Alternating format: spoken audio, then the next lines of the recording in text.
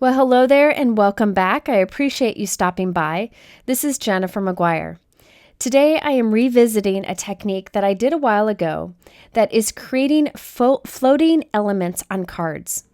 Now I will link to that video here in the top right and in my description below.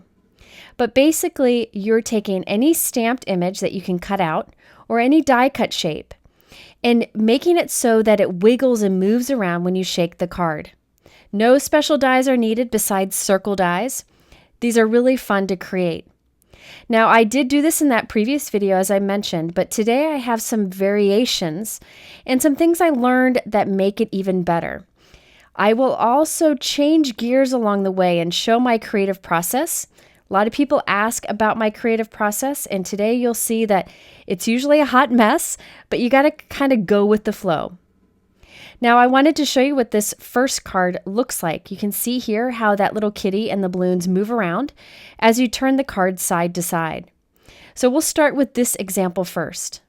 I thought it would be fun to use that cat holding the balloons from the Honeybee Oh My Whiskers stamp set that you see on the left.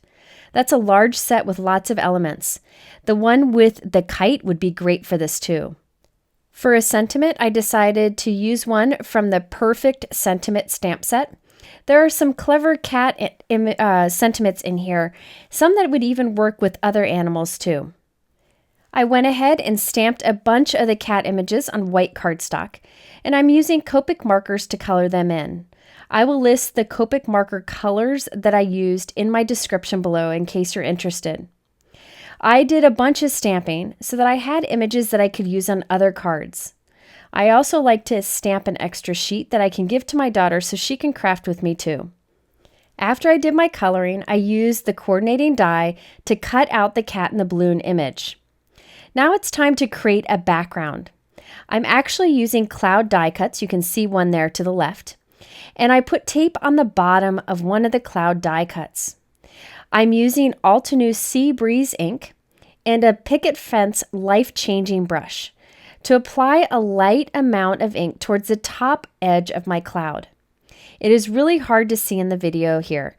However, when I tilt it here in a moment, you'll be able to see it, and in real life, it's very obvious. I just wanted a soft, cloudy looking background. So I move the different cloud die cuts around and apply ink over it with the brush, and I'm able to create a soft, cloudy background. I'll show you what the cloud die cuts are from later in this video. The other nice thing is I can use these clouds over and over again, and I use them on several cards today. By the way, this background is 5 by 7. This is actually going to be a 5 by 7 card, which is something I've been making more of lately. After I've inked the entire background, it's time to make the elements that allow this cat image to move around. I'm going to freeze frame here. You can see I have 2 circle dies from the Hero Arts Infinity Circle die set. One is slightly smaller than the balloon cluster at the top, and one is slightly smaller than the cat on the bottom. We need to die cut those into our background, where we want our image to be. So I'm putting tape on the dies, and you can see they're long pieces of tape that I can reuse. And I'm doing that so I can lift them up like a hinge, remove that die cut, and know exactly where to die cut that on our background. So basically, these circles are centered up on the background and are hidden behind the balloon and the cat. Now I'll run this through my die cut machine, and any die cut machine would work. Now this looks a little weird at this point, but I promise you it'll make sense soon. Next, I need to grab 2 more circle dies that are slightly bigger than the holes that we've cut in our background. So I'm kind of picking them out here. That's why I like to use the infinity dies, because there are so many options. And I have 2 circle dies that are bigger than the holes in our background. I'm going to use those circle dies to cut from some white cardstock. The reason I'm using white cardstock is it'll blend with our background nicely. Okay, so now I have those 2 circle dies cut, and these pieces will be used to allow our cat to float around. I drew a little pencil at the center of each of those die cuts, then lined up those little dots with the center of the circles on our background. Now on top of those dots, I'm going to put a little foam square. It's better if you use a foam circle or even use like a bead or a button here. But I couldn't find my buttons or my circle foam adhesive, so I just used a square and it worked just fine. So I'm going to remove the release paper from that, trying to keep those little foam squares at the center of those circles. And now I'm laying our stamped image right on top of it. So what will happen is that stamped image is attached to those circles, which are allowed to float and move around.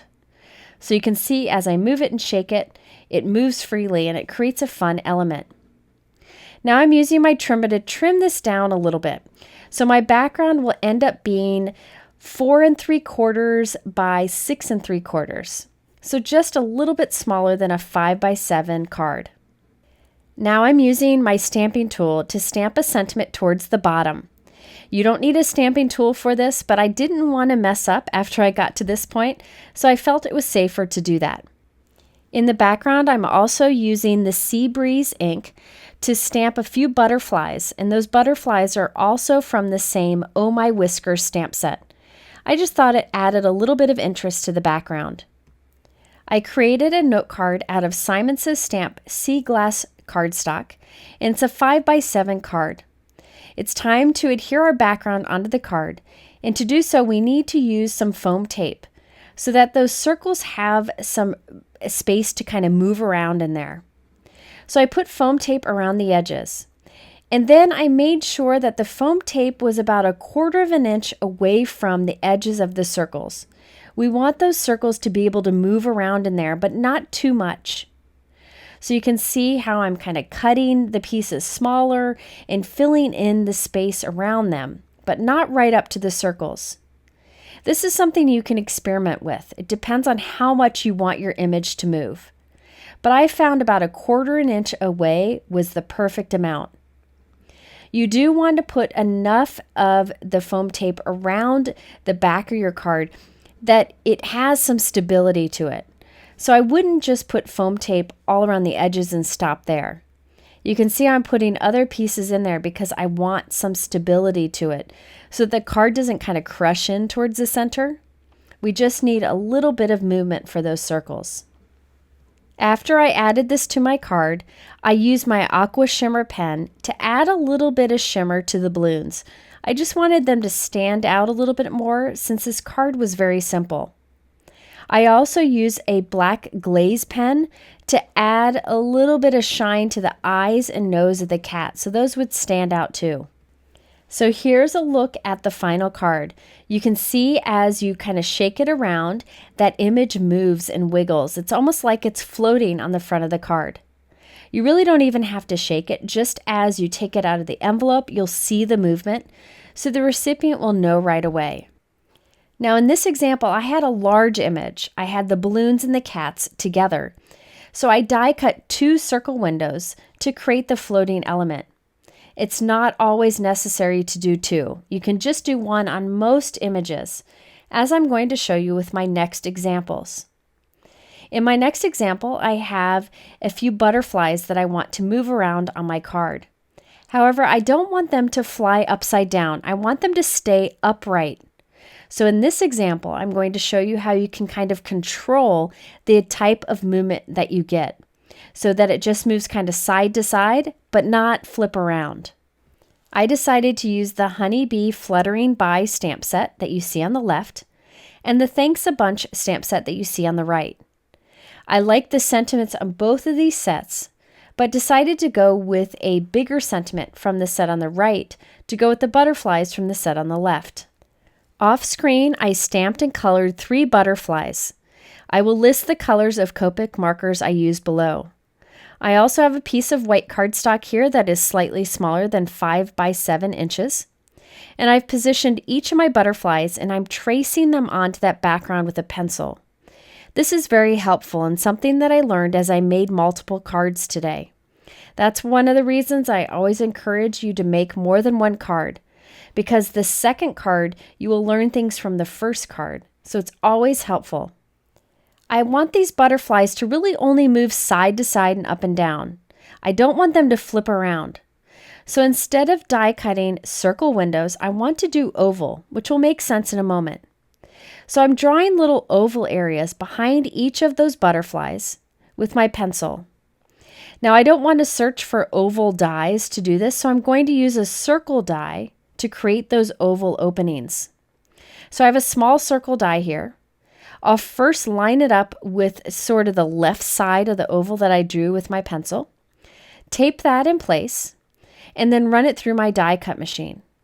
Now I'll move that same circle die over a little bit to the other side of the oval that I drew with a pencil, run it through my die cut machine again, and then to form this into kind of an oval shape, I'll just use my scissors to cut those little notches that stick out. So you can see I'm kind of cutting off one side here and then the other side. So I end up with a nice little window where our butterfly can move freely around but not go upside down, which again you'll see in a moment. I will repeat this process with the area behind the other two butterflies. Again, I will die cut the circle towards one side of the pencil oval that we did, then die cut the circle from the other side of the pencil oval, then use my scissors to trim off those little notches that are created between the two. And I'll do this for the third butterfly also. Once I'm done with all my die cutting, I can erase my pencil lines. And then I created a cloud background just like I did on my last example. Now I need to create 3 circle die cuts that are slightly bigger than the openings that we have on our background. So I have 3 circle die cuts here. In the center of each of these circle die cuts, I'm kind of creating a little mark towards the center. I'm going to line these marks up with the openings that we created on our background. This time I will put 2 foam squares instead of 1. By putting 2 in this place, I will restrict the movement. This will prevent our butterfly from flipping over completely and going upside down. It'll just let it go side to side a bit and up and down a bit. I also decided to stack foam adhesive this time. You don't need to do this, but it adds some dimension to it. Just to be sure no adhesive was exposed around our little foam squares, I put a little anti-static powder around each with my anti-static powder bag. Now I can remove the release paper from both of those and add my first butterfly on top. And there you can see how it moves around. It'll go side to side a bit and up and down, but it won't flip around because we use an oval opening and 2 foam squares. So I'll do the same with the other 2 butterflies. 2 foam squares, and then I stacked 2 more on top of that. You don't need to stack again, but I found that just adds some fun dimension to it. Put a little anti-static powder tool on it just to make sure that no adhesive was exposed. Then add a butterfly on top.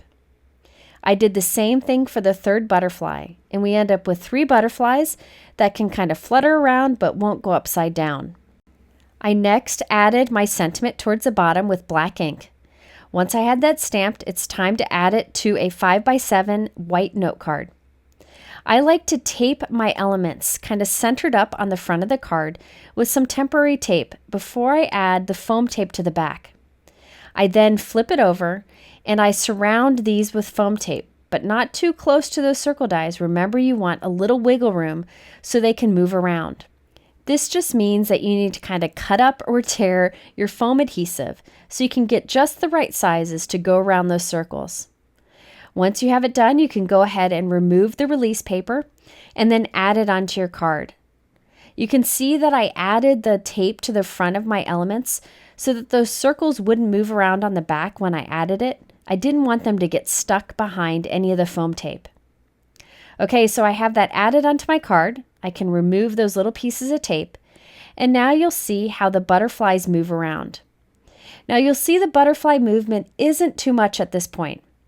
I will go back and redo this later in this video so you can see how to get more movement if you want it. But I wanted to show you the different options that you can get just by changing up the technique a little bit. So stay tuned, I will come back to this card. As part of my creative process, after doing this card, I had an idea and I wanted to give it a try, which I'll do with the next card. So as I made more cards with this technique, I learned more things and I found out how to make them better. So I encourage you always to make more than one card with the technique. Okay, for this next example, I used the Honeybee Rainbow Wishes stamp set and the dies. You can see the die set comes with lots of things, including the cloud dies that I used to create our inked backgrounds on our last two cards.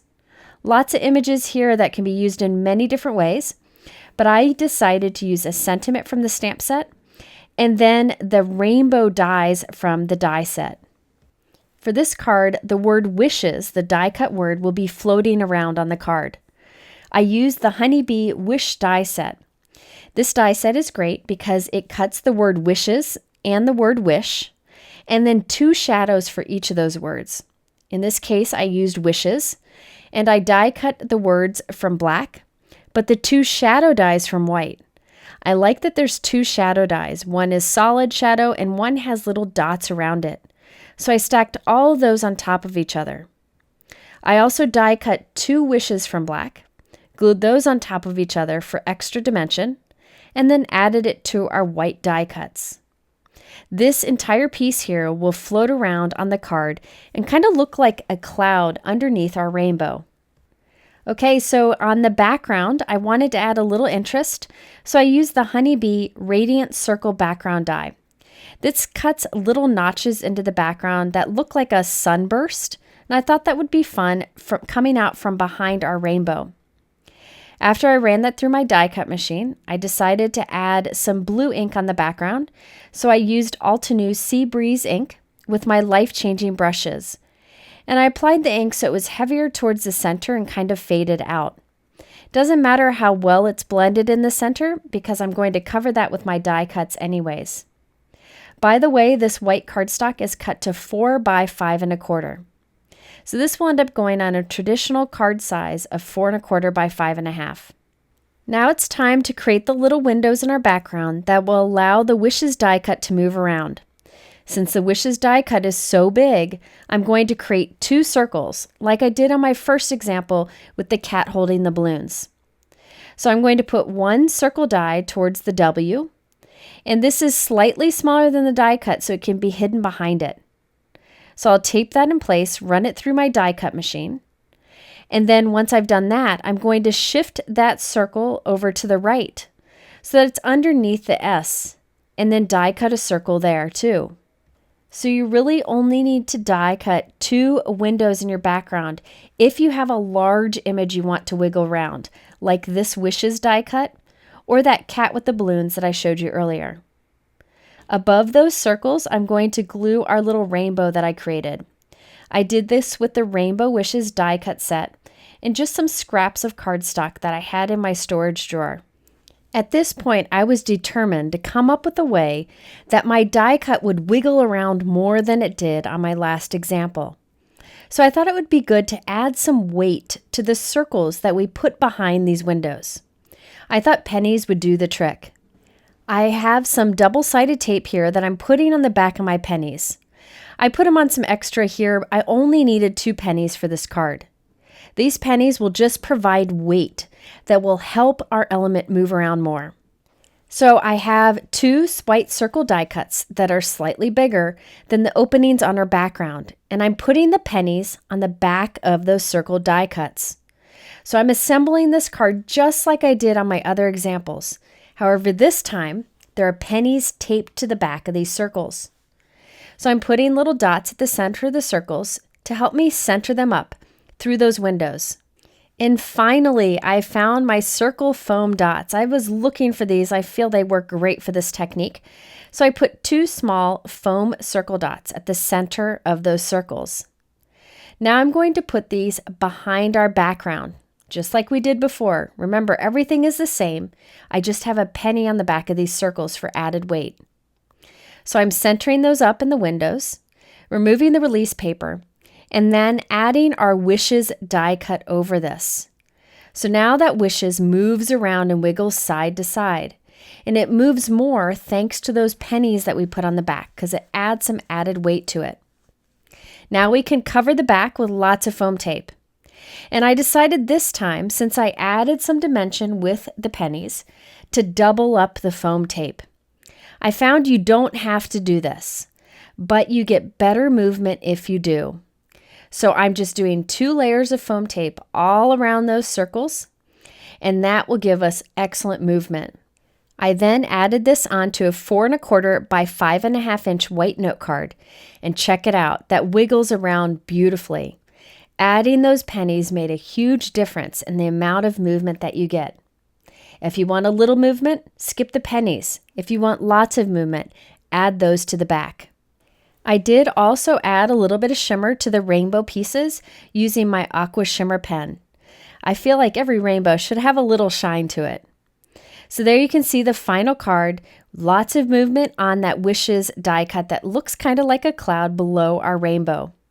I also stamped a sentiment on the inside of the card, which I often do but forget to show in videos. This is from that Coordinating Rainbow Wishes stamp set. There are many images in here that work great with the dies, but I thought this sentiment was perfect for the inside. To go with my card, I have a Gina K cherry red envelope, and on the envelope flap, I stamped a sentiment from the Honey Bee one-of-a-kind stamp set. This is a very useful stamp set because there are great images to add on your envelope, but also lots of little words that work great for interactive cards like shake or I light up or interactive card. I would check this out if I were you. If you like to make interactive cards like me, there are many things on here that would be great for you. Okay, my next example shows how to move many elements on your card and how to move die cuts instead of stamped images. So in this case, all those little bees flutter about. So I'm using the Honeybees Piecing die set. So this cuts the outline of some bees and the color that goes behind them. So instead of cutting these from different colors of cardstock, I cut them from white cardstock and colored the pieces how I wanted them to be. This can actually be a cost saving since usually white cardstock is cheaper than colored cardstock. So I colored the outline pieces with black, and then the inside pieces with some yellow and orange Copic markers. I then glued the outlines onto the background, and I had 5 little bees to add to our card. Now for the background panel of our card, I decided to use a scallop frame. So I used the Honeybee Scallop A2 card frame dies, and I used the biggest die, which cuts to about 4 1/4 by 5.5, which is great for the front of my note card. And I cut that from white cardstock. After I ran that through my die cut machine, I masked off the edges of the die with some purple tape. This die actually cuts a faux stitching around the inside too, and I just lined up my tape with that. Now I'm using a lot of tape to do masking here, but I will reuse these tape pieces on other cards. I like to reuse the tape quite often. I then added on top a Honeybee Hexagon pattern stencil. This stencil comes as a pair of 2 stencils with the hexagon pattern. There's this one and then one that has a bigger hexagon pattern. I applied ink over it just like we did earlier on the clouds, and then removed the stencil and the tape to have a background with a fun hexagon pattern. I went really light on the ink so it wasn't distracting from our little bees and from our stamp sentiment. So at this point, I'm just planning out where I want each of my little bees to be on our background. After I have them in place, I'm drawing a little dot behind where each will be. Doing this with a pencil, but you could use a marker. It doesn't matter because we're going to cover those up anyways. Now I have a small circle die. It's slightly smaller than the little bees that we've created. And I'm going to die cut a hole at each of those dots. So each time I just tape the die in place, run it through my machine, and then move it to the next spot. Now I have 5 white circle die cuts that are slightly bigger than those circles that we cut in the background. On the back of each of these circles, I'm putting a penny because remember, the penny gives more movement. So you just tape that onto the back of your circles. On the front of each of the circles, we'll put a little foam circle. And we'll put that right in the center like we did on the other examples. Now at this point, I thought it would be fun to add something to those little bees. I'm always rethinking what I'm doing, and I just wanted to show that. I decided to put some platinum vellum behind the wings. So I put adhesive on the back of the wings of each of my little bees. Then I glued that on to the edge of some platinum vellum. And once that was dry, I trimmed the excess of the vellum off. This creates some fun little wings, and I think it makes a big difference.